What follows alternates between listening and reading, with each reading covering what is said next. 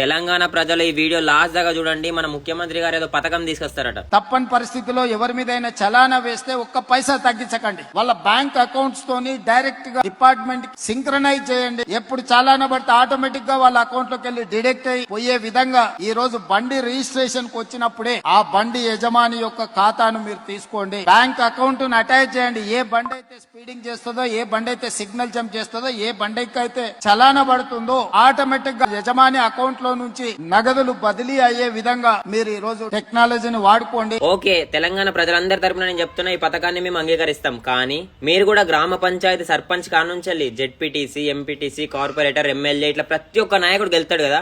అట్లా గెలిచిన తర్వాత వాళ్ళ బ్యాంక్ అకౌంట్లు అన్ని మీరు తీసుకొని కొన్ని లింక్స్ క్రియేట్ చేసి పబ్లిక్ ప్లాట్ఫామ్ లో ఒక వెబ్సైట్ లో పెట్టండి. అట్లా పెట్టే పథకాన్ని తీసుకురండి. ఎందుకంటే మేము రోడ్ మీద పోయినప్పుడు మాకు గుంతలు కనిపించినా, లేకపోతే యాక్సిడెంట్లు అయినా, ప్రాణ నష్టం జరిగినా కూడా డైరెక్ట్ ఆ లింకులలో మేము పైసలు తీసుకుంటాం. సో సెకండ్ వచ్చేసి గవర్నమెంట్ జాబ్. గవర్నమెంట్ జాబ్ వచ్చిన ప్రతి ఒక్కరు వాళ్ళ జాబ్ ఎక్కే ముందు వాళ్ళ బ్యాంక్ అకౌంట్స్ అన్ని తీసుకొని కొన్ని లింక్స్ క్రియేట్ చేసి పబ్లిక్ ప్లాట్ఫామ్ లో ఒక వెబ్సైట్ క్రియేట్ చేసి పెట్టండి. మేము కూడా ఎప్పుడైనా గవర్నమెంట్ ఆఫీస్కి పోయినప్పుడు రేపురా, ఎల్లుండిరా, 10 రోజుల తర్వాత అని పని డిలే చేస్తారు కదా.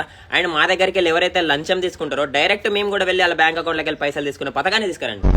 థర్డ్ పథకం వచ్చేసి ముఖ్యమంత్రి. మీరు ముఖ్యమంత్రి పదవి ఎక్కే ముందు మీ బ్యాంక్ అకౌంట్ తీసుకొని కొన్ని లింక్స్ క్రియేట్ చేసి పబ్లిక్ ప్లాట్ఫామ్ లో ఒక వెబ్సైట్ క్రియేట్ చేసి పెట్టండి. మీరు కూడా ఇచ్చిన పథకాలు టైం లోపల నెరవేర్చకపోతే డైరెక్ట్ మీ అకౌంట్ లోకి మేము పైసలు తీసుకుంటాం.